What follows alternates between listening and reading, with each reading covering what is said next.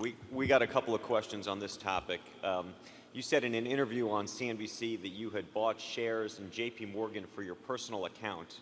Can you explain how you decide to make a personal investment versus one in your role as a fiduciary for us as shareholders of Berkshire? And while you're at it, could you please share some names of stocks you've recently bought for your own account?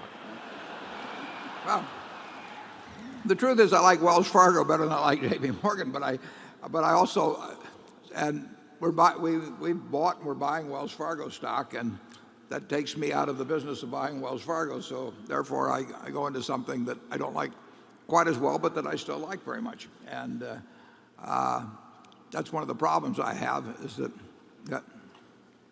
I can't be buying what Berkshire is buying, and I've got some money around, and therefore I go into my second choices or into tiny little companies like I did with Korean companies and that sort of thing. But my best ideas are all in Berkshire, that I can promise you. Charlie? Charlie's bought real estate too and different things and to avoid that problem. Yeah, but basically, the Munger family's in two or three things only.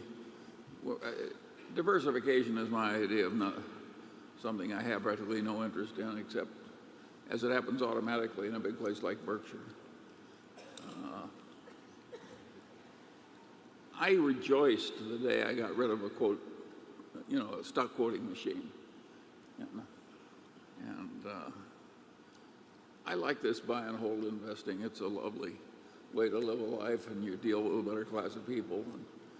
And it's worked pretty well for all of us. So, and I don't think you need to worry about Warren's side investments. His investments through Berkshire are so huge, and those are so small relatively that if that's your main problem in life, you have a very favored life.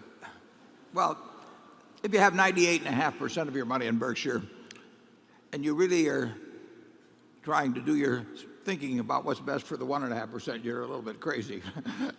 You should be thinking about Berkshire, which I can assure you I do. But that, there could be. And he does like Wells Fargo better than J.P. Morgan. Yeah, I do. Yeah, and we have 400 and some million shares of Wells Fargo in Berkshire, and I think I like J.P. Morgan fine, obviously, but I know Wells better. It's easier to understand. So,